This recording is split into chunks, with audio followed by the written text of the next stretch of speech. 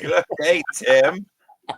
Hey, Ike, how are you? I'm good. How you doing? Real good, especially after this last weekend. Oh my God, that was Yeah. insane. But first, welcome to Loose Lips, Yes, I am Ike and this is Tim Moss. yes. And Tim, let's go right out of the gate. Our show is sponsored by Uberlube, uberlube.com. You can get their products. You can go to their uberlube.com and see all their fabulous products from glass bottles to travel packages. They're Yep. amazing. They've been supporting Loose Lips and 50 Shades of Gay for years now. Yes, and they even have merch now. They've got T-shirts and hoodies and all kinds of stuff. Yes, and we've been wearing them, and we give it out to the volunteers. How great is that? Yep, absolutely, Right? absolutely. And anybody out there that needs advice from Dr. Ike or Dr. Tim, hmm you're fools.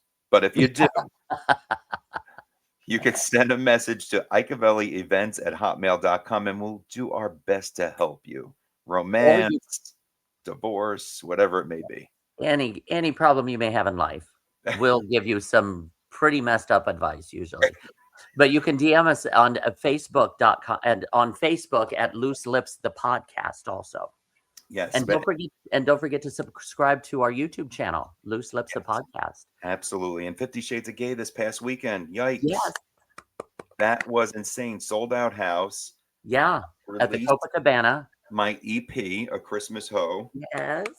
which is now out and available on all the major platforms. We had a blast that night. Oh, that was such a fun night. Oh my gosh.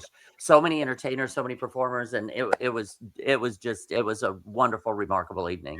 It literally was magical. It was Yep. magical. Yep. Yep.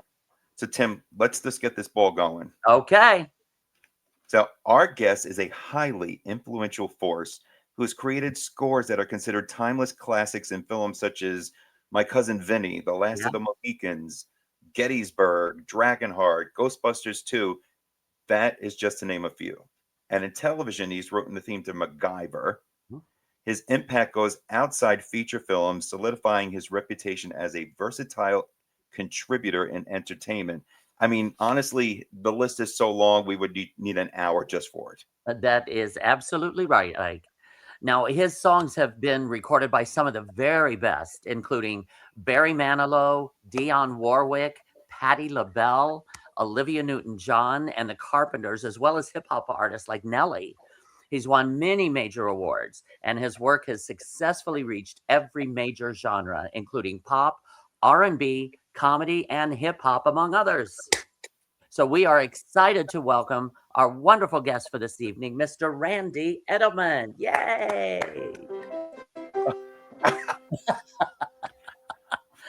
That's the first time that anyone has ever given themselves a musical instrument or musical. That's right. intro. Well, I need, believe me, with you guys, I need all the help I can get. And that's only in a short time. Okay, How let's are go. you doing? So How are you doing? so first I got to say, I'm thrilled to have you here, obviously, but Thank you. it was you, myself, it was Eileen Shapiro and Billy Hess, and we did an interview in a car like 5 years ago in a show called Shut Up and Drive, and you were such a great sport. You played Weekend in New England on a play school piano. I don't know if you remember that. I think I remember the car. I don't remember you, but I remember the car. Well, Yeah, I think I remember. I don't know with those people you just mentioned. I have very little recollection of anything. sometimes I do too, Randy. But now you're from New Jersey originally. Where in That's New it. Jersey? Teaneck, Oh, okay, right across the GW right bridge. across the bridge, baby. Born in Passaic. Huh? I was born in Passaic, New Jersey. So Oh, well, that's what my family is. Patterson, Passaic Silk, the silk business there. Remember that? That's yeah. my family was in. Yeah, I mean, it was gone when I was born. I thought it was pretty much over. That's a whole. I guess that's a whole history in of itself. That whole silk Wow. reason for that business disappearing. But that's where it Yeah. goes. So, do you come from a musical family or an No, artistic family? no, nobody, nothing, zero. Where did you get your ability, your talent? Well, who knows? I mean, these things go back generations. I Right. didn't know whether people that were living years ago in Poland or Russia or wherever some of my the family evidently came from. But no, as far as my immediate family, any of my family, no, there was Mm, nobody in it that, and it's certainly nobody who was had any professional mhm. ties. So I was. You know, pretty, which is why I didn't really like you asked something. The reason that I wasn't taken, if you know where, which both of you do, know where Teaneck is, it's right across the bridge. Now, any other a kid who showed I think my ability, their parents would have schlepped them across the bridge to Juilliard or something.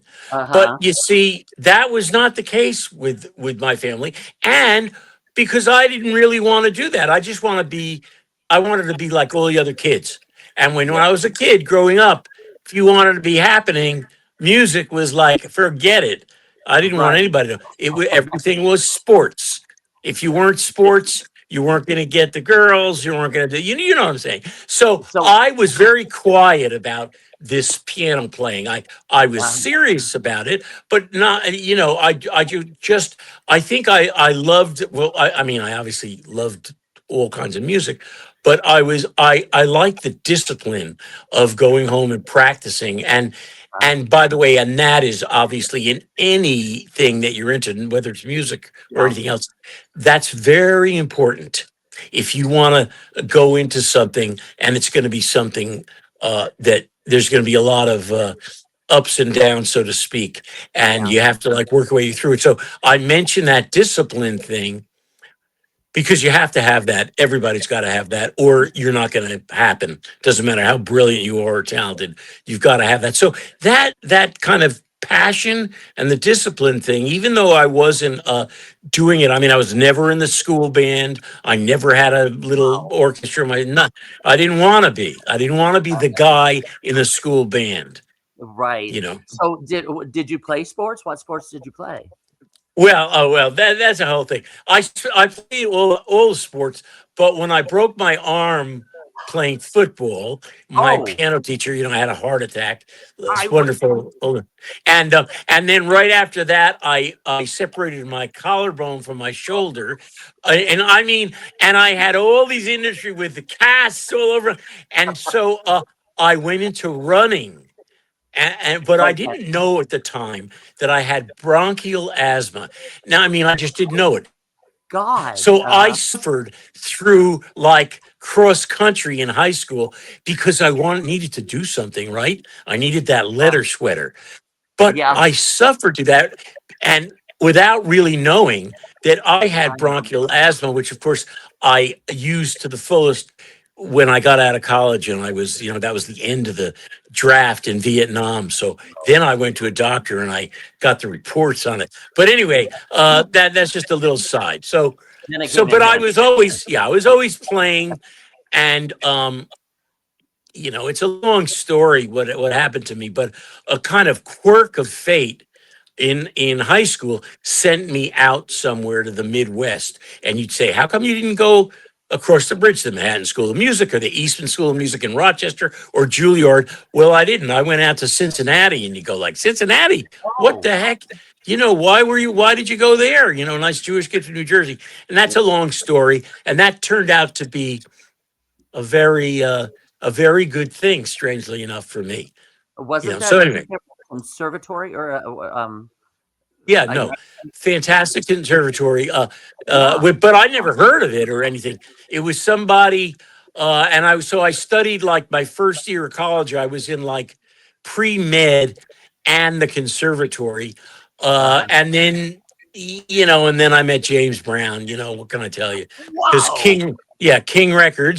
King Records, a little R&B label, was in Cincinnati and had a guy, Bobby Blue Bland and James Brown, among others, who saw this kid uh, doing arrangements in the studio for some girl in a band that I wanted to get with. So I told her I was a songwriter, but I hadn't written any songs. Say, you know, it's like these guys saw me and they saw this kid that they could use really to do arrangements and stuff. And so by the time I got out of that school, I had a bunch of shit under my arm of all kinds of stuff, even though I had the serious musical background.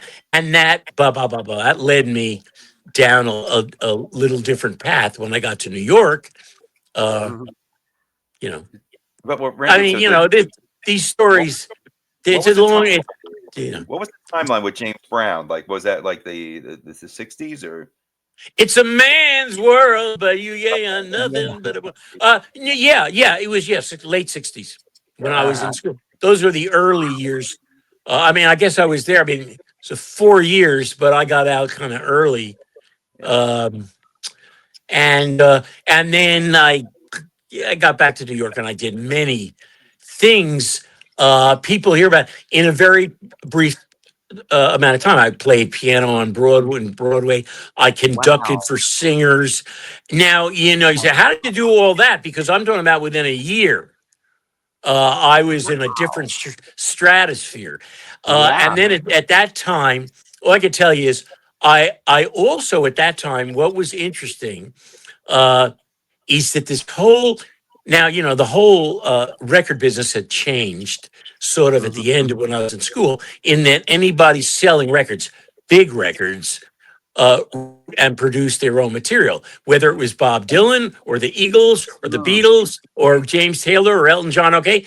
So it was no longer the Frank Sinatra, you know, they were around, but that was a small, they were the big exciting stuff were all these different people who wrote their own music, just the few I just mentioned, but you go down the list. That was what was happening. So therefore, if you were a songwriter, which I wasn't, but you wanted anybody to record your songs, you had to write them and record them yourself, because the people selling the records, except for those few people, which I'll get into in a second, as I continue this monologue. So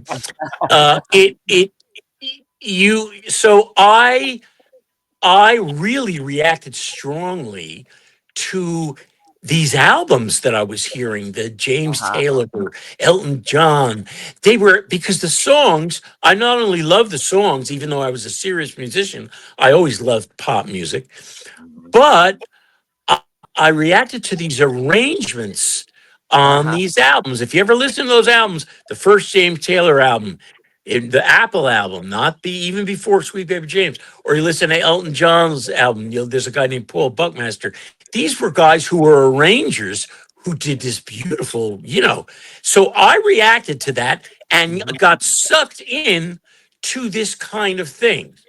At the same time, I had a girlfriend who dumped me. Okay. See, all this stuff comes together. So you get dumped. Now, it's funny now, we're laughing about it. It was deadly serious. Had I known a place called, what's it called? Payne Whitney, that's a mental institution in New York, or known about drugs or could afford a psych. I didn't know about it. I was just this sad guy walking around the streets because my girlfriend dumped me. And what did that lead me to? That gave me a certain thing about writing songs. So I took this passion I had,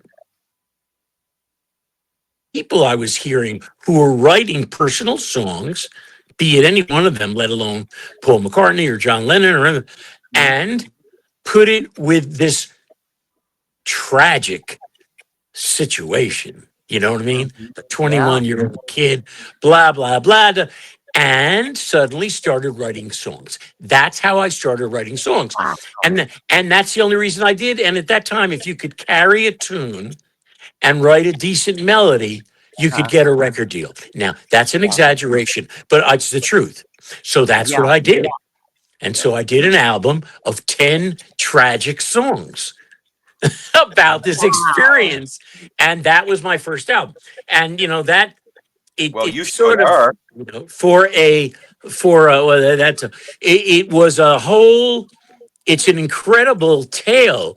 But all this was happening very quickly. And so I did go in and do this album, of which, you know, I didn't know anything about record companies. It wasn't like now. I mean, we can all do in our own studio. You could do an album Mhm. yourself, and it could be pretty Right. good. Like, you needed a record deal. You need someone to pay for Absolutely. musicians in the studio. So, but I wasn't with Columbia or Capitol or Warner, you know, anything like that. So I didn't know that there was no way, no matter how good it was, which is the truth, that it was ever going to happen because you had to have promotion, you had to get it on the radio. But anyway, Right. so I was just a naive person. However, in all these stories, you know, there has to be. So, you know, my album came out and nothing was happening, and I was like, "Oh my god, this is." I figured I was going to do an album, and the next day, you know, I was going to be like Elton John. Uh-huh. Not that I was interested, because I never had thought about that. However, at the time, now I just told you the business has changed. So everybody selling records were people who, you know, were writing and producing their Mhm. own material. Right. However, there were a couple of people still selling records who recorded outside songs. Mhm. And one of them was a brother and sister act doing stuff that was completely not even close to what was happening, doing beautiful melodic. Oh, I had yeah. never heard of them when someone said, anyway, one thing led to another, and no one heard my album except the brother, as part of the brother and sister act, Wow. who was a piano player, reacted strongly. Now, how he heard my album, we don't have time. But obviously, there was a connection of him hearing this album, and he reacted very strongly to the songwriting and the piano playing, and not only recorded some of the songs, and one in particular, but took me out as their opening act. I'm talking about not in front of, I mean, I'm playing Carnegie Hall next week. No, no, Yeah. no. I'm talking about football stadiums. They were selling out, Wow. you Wow. know, they not football, you know, like athletic. Arenas. So of course, it was the Carpenters, and the first concert was at Brigham Young University in front of like 15,000 people. You know, and I never sung in front of my mother. You know what I mean? I never sung before in my life, except the 10 sad songs on that album. So Mhm. that's what I did. So blah blah blah. So That's the story. question for you on that part. So that's your first time going out in front of that And many Eddie, people. no, in front of anybody. Just Wow. how I'm sorry. There was a warm up. yeah, Their agency. I didn't have an agent, so I got with their sent me up to a place called Stanford University in Palo Alto. Only they were on a system. I forgot what you call those things, a trimester or something. And I played in a club called the Inner Ear Club. Except guess what? School was fucking out. Not only would there and not have been anybody there anyway, because they didn't know me, of course, but it was just the waiters and the waitresses. So Uh-huh. I played 3 nights at the Inner Ear Club, and that was my break-in for 15. And then I did many And concerts, you know. Well, so after that, you went and did this Carpenters? well, The yeah, I 50. did. Oh, I didn't know I did. Yeah, no, no, no. I did many. I did Wow. many of the fifth. In other words, let's Yeah. say 25, a college big, but they were huge at the time. yeah. But when you So the first time you went out in front of a crowd that size, what was that feeling like? nothing. You know why? It's so great, so easy. When you get up in front of my boots, but in that situation, you're far from the audience. They don't Yeah. know you. The lights hit you. I was wearing a turtleneck sweater, sweating my ass off because I didn't have anything to wear. So I went out and I bought something I thought was cool. Well, it was a corduroy. Oh my God. And I was sweating. I couldn't even see the piano because it was the lights. So anyway, and of course they didn't know who I was. I was nervous, but it was different because you weren't looking at anybody. If you were looking at Right. somebody, because I've had this experience in the few times that I did this kind of thing in a club or something, then you're nervous. So Mhm. that's I was thrown into that, and Wow. the fun thing about that is that after I had done, I have something on the wall here which we don't have time or I'd show you. After I had done maybe I'd say 4 or 5 concerts. Now I'm Yeah. cool, right? Now I go out on the stage. I don't care. And I get a call from this agency, and we finish a concert in, like, I'd say, I don't know where it was, in maybe Tennessee or something, maybe Nashville or something. Okay. And they say, we got a thing for you. What do you mean you got a thing for me? Tomorrow you have to go and do your opening act. And I said, but what about Richard and Karen? Oh, and your concert's not till 5 days from now in Atlanta. Okay. So what? Just do your thing. Frank Zappa, the mother of inventions. Okay. Now you can imagine. Wow. Well, hold it. Well, that's a little different audience. But Yeah. I didn't have it. I could only do the 10. I didn't know any songs. It's not like I could redo my act to fit. Right. So you can imagine. And it was a place called, this very famous place. I never heard of it, of course. I've never heard anyway. Called the Celebrity Theater in Phoenix. The Celebrity Theater in Phoenix is famous for one thing, which I didn't know. It has a revolving stage. Now, though it was a sizable place, it wasn't like the stadiums. It was fairly small compared to me being, let's say it was 3,000 seats. But I didn't know when I went out, and it was surrounded by all Zappa's speakers. And when I went out, people were screaming at me and throwing things, and So when I walked out to sit at the piano, which I did, to do the 10 sad songs, which nobody was listening to, I never looked up. That stage was moving at a speed that you wouldn't even know it was moving. Right. So when I got done, it's hard to imagine this. If we were sitting at a table, you'd see. When you get done, you're not where you were when you started, but you walk out the same way, especially since I didn't even know where I was. But when I walked out, there was no thing to go back to the backstage here. Okay. I ran out of that town. And anyway, so I had some funny experiences. That was a very, that was kind of I did that stuff for a little while, and then then continued doing my albums that nobody heard, but people started recording the songs. And then after I'd done a couple, which I was lucky to get to do them because it happened. These records I did happened in England, and there's no reason why they should happen in England. I speak English, but they never did happen here. But they happened. A couple of them I had big hit singles, so I did Top of the Pops and all that stuff in England. And so I had a very funny kind of introduction, and then I came back here, and still never had a record here, which turned out years later to be fantastic, because I could never been a film composer taken seriously in this town if I had one hit record with Randy Edelman as the artist. Wow. Whether I can't explain that, and we don't have time, but it was a whole different thing. So so I've had a very interesting, unique thing, completely different than than anybody else that I can think of. And when there are a lot of people, a few pop people, I won't name them, who are good musicians, and everybody wants to score movies now, And what happens is someone say, "Oh yeah, I want so and so to score my movie," and they go near the movie, and then they realize what's involved as far as scoring, and they can't cut it. So they bring in 50 people, and then they still go crazy, and you never hear about them. They go back to doing, what they do. I, though, had a certain background. So when I got into this many years, we're jumping years now, I was prepared for it, and I had done, other things. So that's, Well, now to write a film score,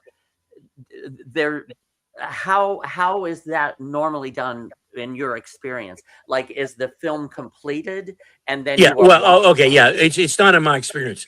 There's only one way. You look at the movie. Okay, once it's completed, and then it's completed. The technology has made it used to be. Composers in the old days, they'd get a quote, a final edit, and they'd get 3 months till they went on a scoring stage with the full orchestra. Okay, it's nothing like that anymore. You have as long as they give you. They give you a week They can give you a month, but there's no time. I could spend a year, and it has nothing to do with the quality of the film, or if it's a comedy or a drama or an action thing. Yeah. Uh, and it's a very intense pressure thing, and you Yeah. have to be able to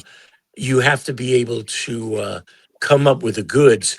And And now, do you also have like the producer or the director whispering in your ear saying, "No, I really want this song to be like," okay, like first of all, okay, yes, in feature films there is no producer. It's one person. There's a billion people involved. Each of uh-huh, these films has a history. Could be 20 years. The composer comes in at the last second. Other people have been involved for 20 years. That doesn't mean if it's the biggest piece of garbage, it's the silliest thing.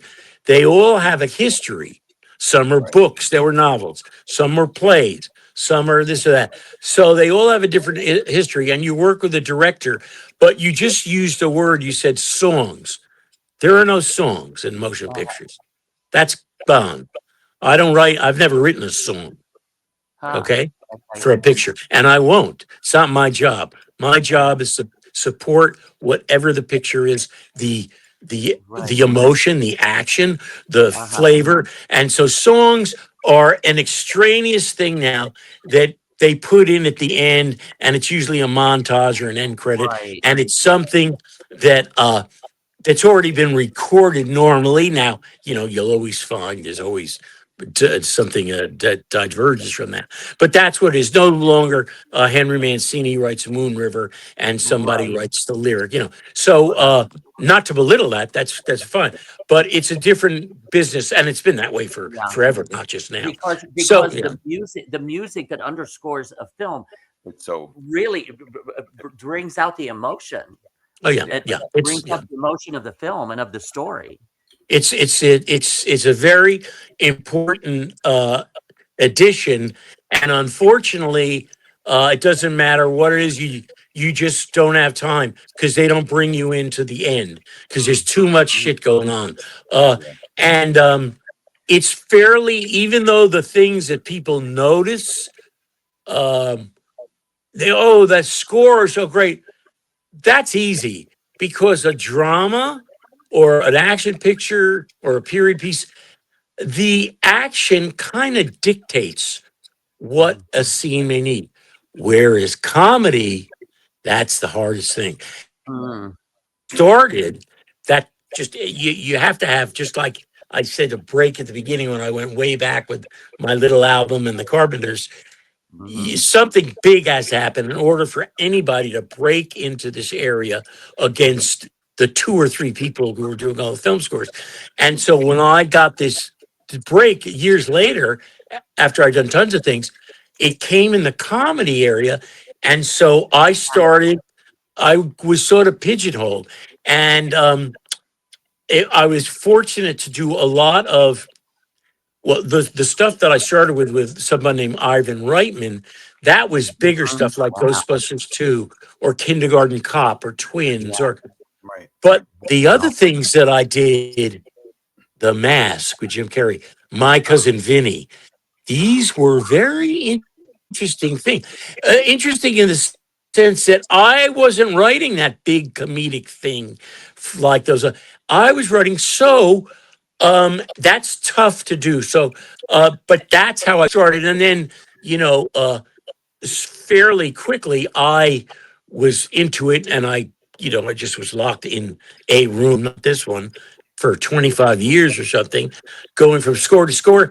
But I had to turn my ship around. I wanted to do serious stuff. And so that's when I found, Alan Parker, the great Alan Parker, who was my favorite director at the time. He had just done Mississippi Burning and, oh my God, just Shoot the Moon and Fame and all this stuff.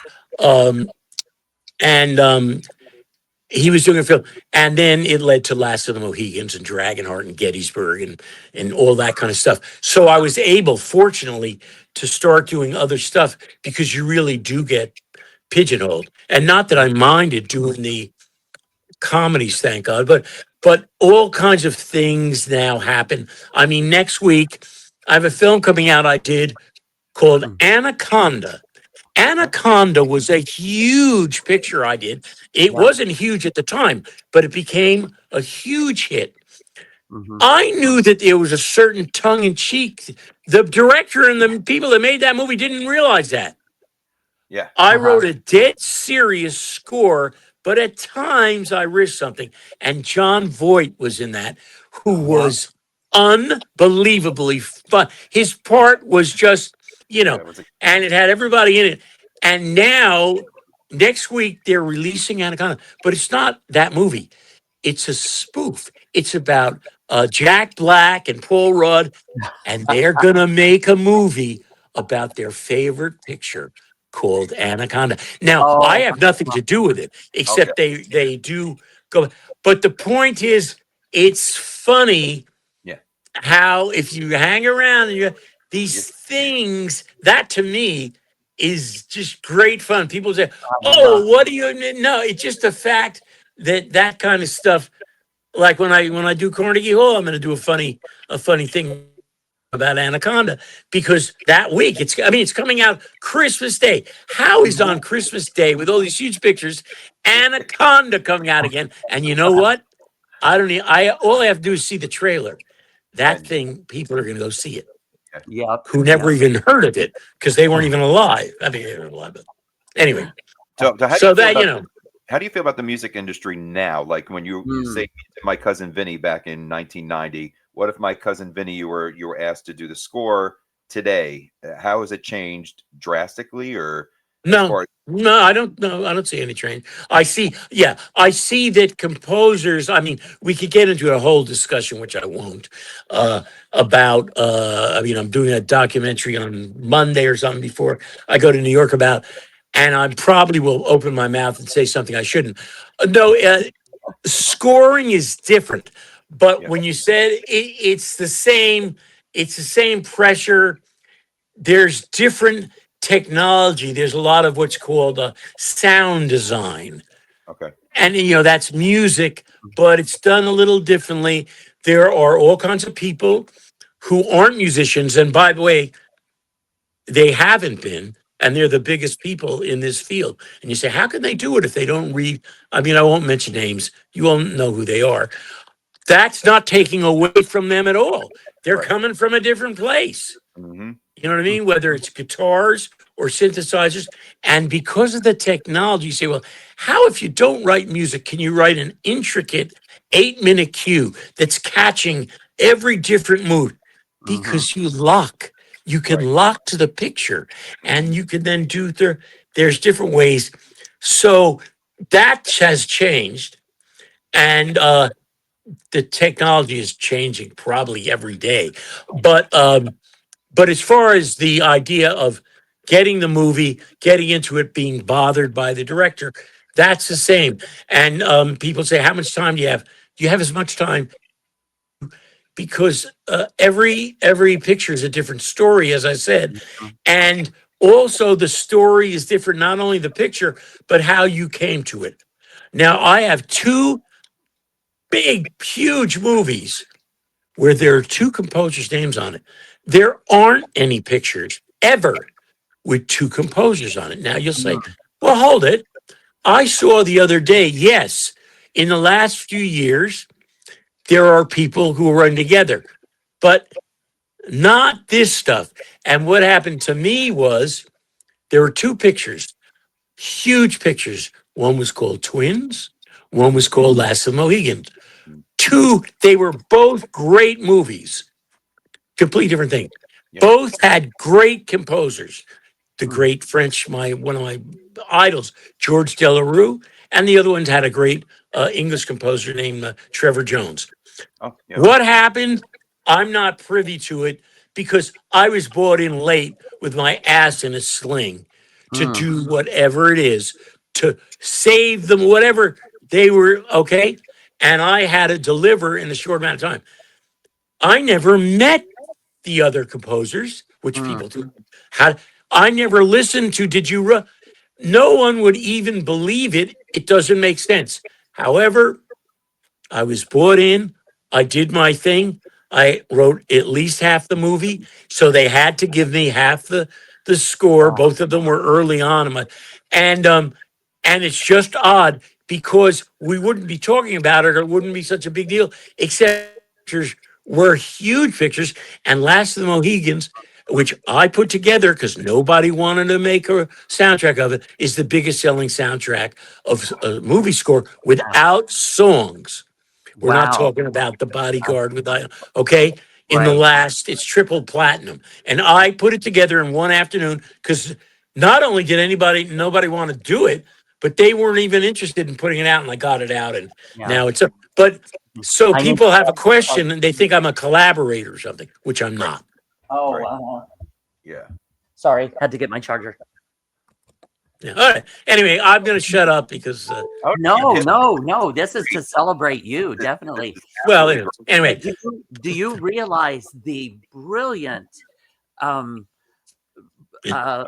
talent that you have, and this ability that you have to take a visual and create sound for it, create a mood for it? well, That I is- mean, yeah, you have to write, but everybody, yes, everybody that does this and does it on a certain scale and works in it for year after year after year, you have to have that ability. You can be not a great musician, but be able to do this. Hmm.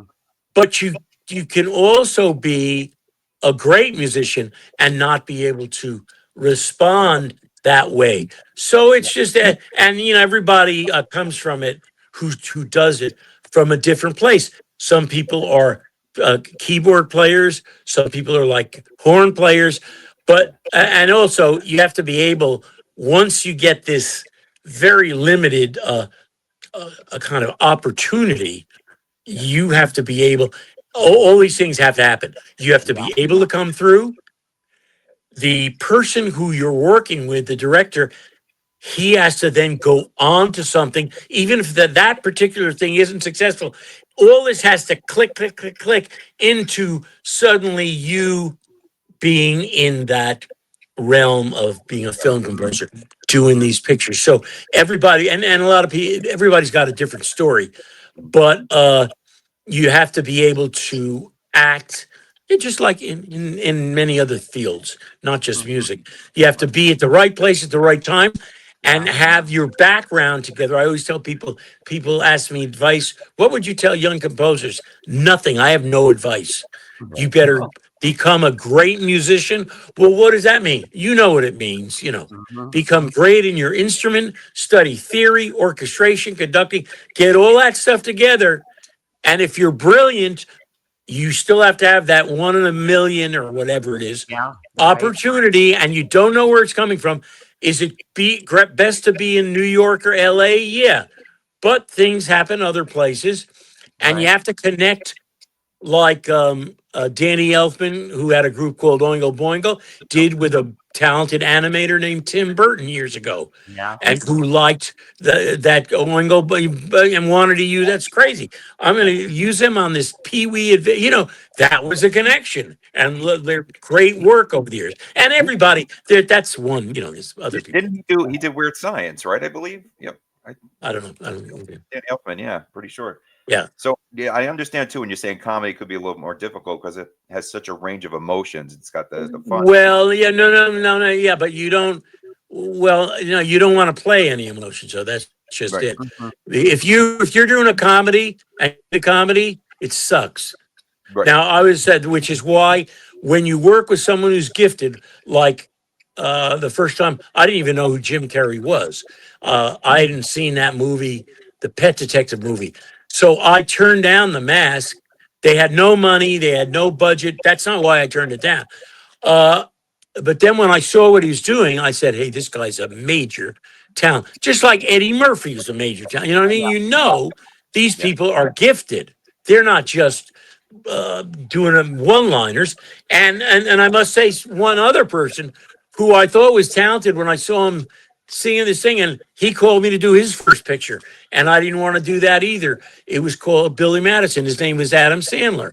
And so what I'm saying is you have those people. So if you're going to do those films, you got to find out what you're playing. My Cousin Vinny, you know what I played? The wallpaper. What does that mean? I played where it took place. That was about people from Brooklyn who it was in a courtroom in the South. So I played the South in the background. And that's what made it, hopefully, twice as funny. And, I mean, I'm just saying that may be a bad example, but in other words, you have to pick, what are you going to do that's going to, are you going to try to make that great? And I knew what was, first time I saw that girl in it, I said, who is that? I never heard of her. She was never in anything.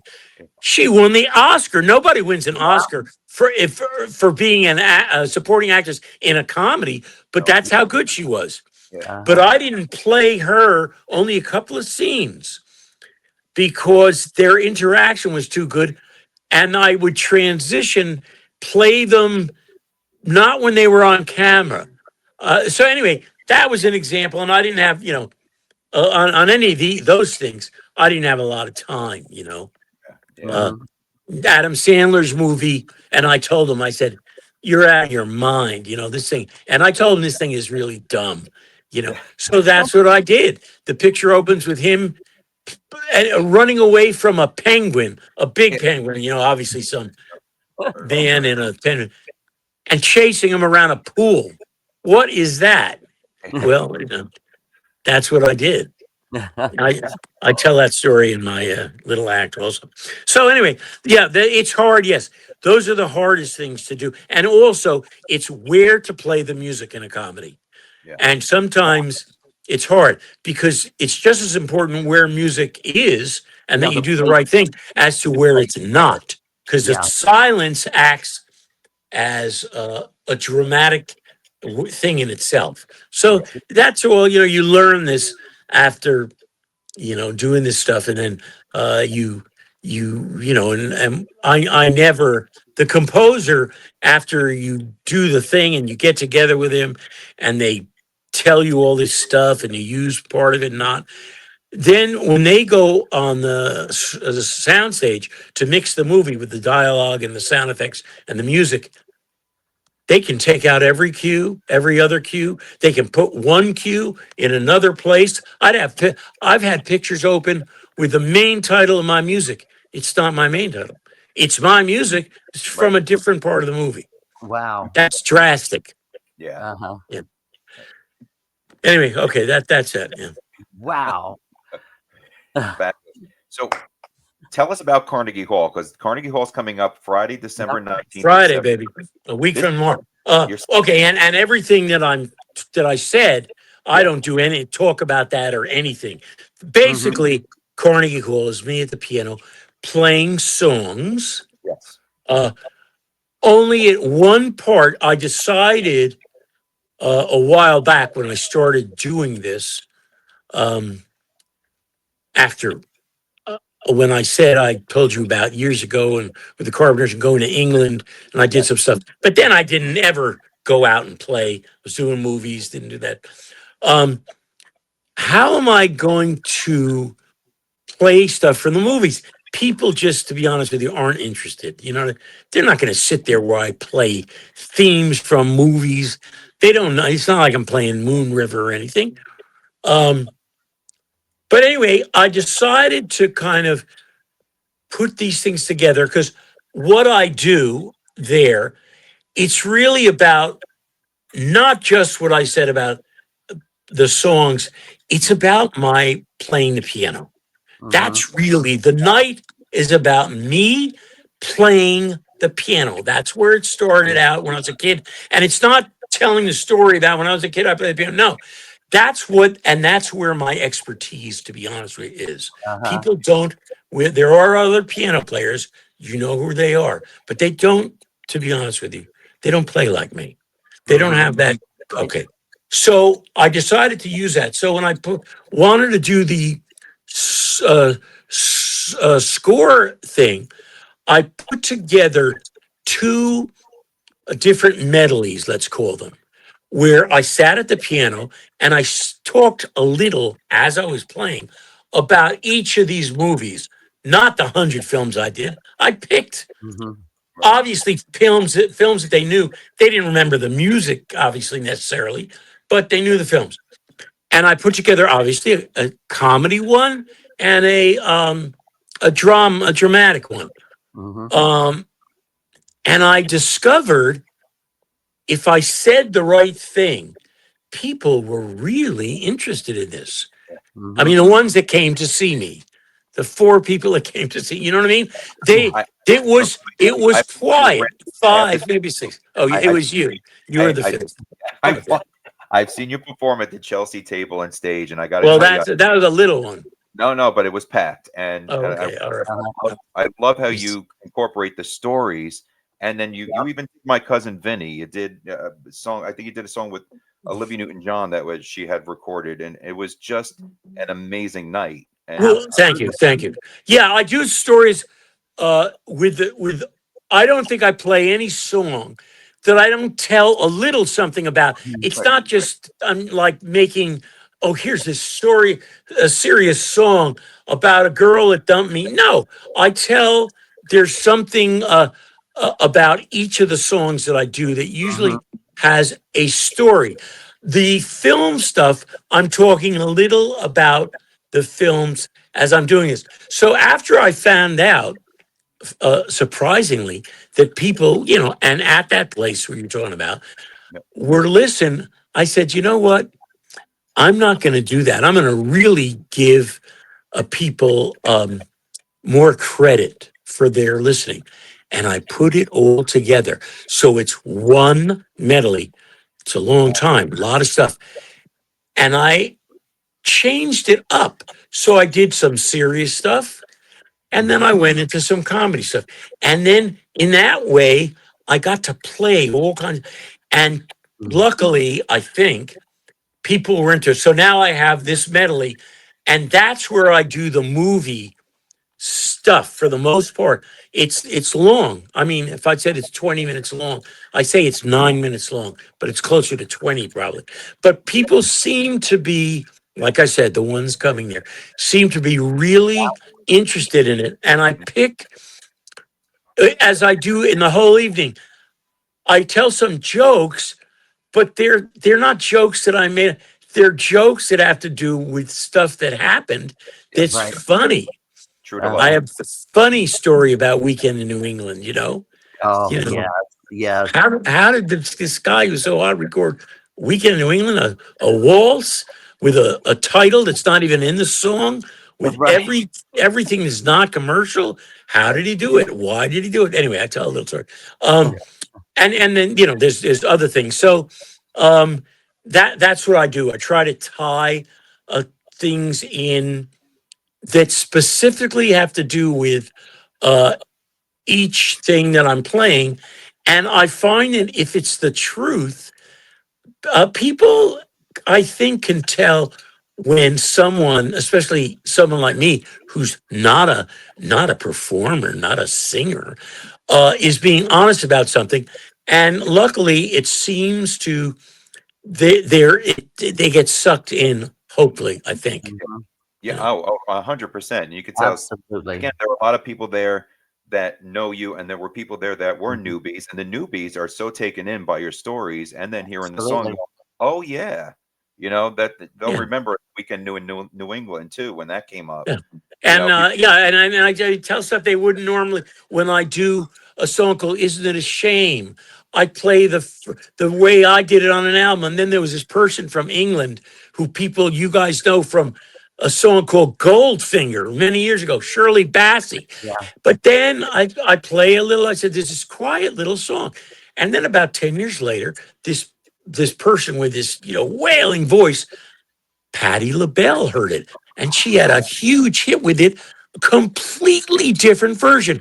And Yeah. then some kid is sitting around, this is true, in his bedroom in Newark, New Jersey, listening to a best of Patti LaBelle album, and here's this song you never heard, and sends it away to a friend of his mother's in St. Louis, who was an attorney for a St. Louis rapper named Nelly. yeah, Nelly, at his height, hears this song and takes it yeah, and I had the biggest record of the #1 hip hop. He Wow. changed it, but of course they had to. No one ever, by the way, told me they had to call because at the time I was too young. I didn't have my own publishing, but it was my song and CBS had it. So they called and cleared it, but it was like top 10 before anybody said, "Excuse me, Wow. Randy," because I was just doing films. Do you know you have the biggest record going? It's top 5 R&B, top 10 pop, and #1 hip hop. But I showed people how it changed in a quick, I can't tell the whole story, but they're interested in that. They get a kick out of that. Yeah. Yep. Now, Patti LaBelle, one of my favorite singers. How did that feel hearing that voice? Oof. Well, the first time I saw it was at a place called Santa Monica Civic. She was doing a concert here years ago. And I was like, somebody said, well, oh my God, you wouldn't even believe. I can't tell you. I can't tell you really that story because you wouldn't believe it. You think I'm making it up. But I didn't know that she recorded it. And then it came out and she was coming to town and somebody said, "You have the single on the new album." I said, "Okay." So I went. And of course it was all these things are great when people do their own versions. It's fine. But I was she was on the floor, like humping the mic Yep. at the end of that song, and the people were going wild. And that was my little quiet. Isn't it a shame? So Oh, yeah, great. and yeah. So I covered the thing. I tell the Bing Crosby story. How the last song he ever recorded before he dropped dead was a song I wrote about my grandfather, and I tell that story. And some people don't understand. I'm being funny when I'm telling it, even though it's sad. Yeah. But then the end of it comes, and because I never did find out, it was shocking to me. Why would this person record this song? And you have to listen to it. So go to your phone and push it up tomorrow or the next day, and you'll hear. But then I do the song, and people are really listening, and they somehow listen to what I'm saying about this guy, my grandfather, and I think they get it. Why someone growing up in New York at a certain time, what this guy, Bing Crosby, may have related to it. Maybe they do. That's the point. That's why I'm doing it. I'm not doing it to say I wrote a song of this guy who at one time was the biggest selling recording artist of that era. Right. So that's. Yeah, but what a career, Randy. And I'm Yeah. running out of time because I feel we can go another hour. Yeah, no. Yeah, we're out of time. What a life, what Yeah. experiences you have had. It just amazing, just legendary. And- Definitely. Well, where are you guys? I'm still in New Jersey. I'm in Monroe Township. and That I'm means just that means you're coming Friday night. I am. and You I'm better. I'm just over the GW Bridge in Washington Heights in Upper Manhattan. Are you serious? Yep. So you're both coming. Yeah. I will No. be there. You better be there. Eileen already Don't knows. tell me you're doing something else. No. I'll find you. I'm- Wherever you go, like it says in the last of the Mohicans, I will find you. you said, Okay. Just a few minutes before, you said, "Why are they recording this song? Why did Randy Edelman do Loose Lips? We can't thank you enough for this." Absolutely. Why?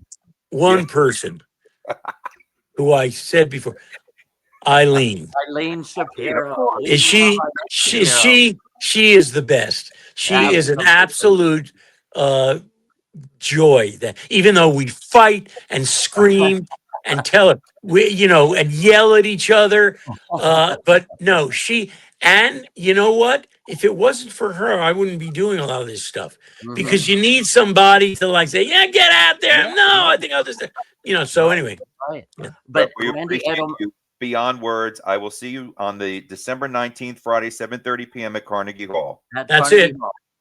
That's right. I'll be looking for you, Ike. Goodbye. Randy Edelman, thank you so very much. You're welcome. Bye-bye.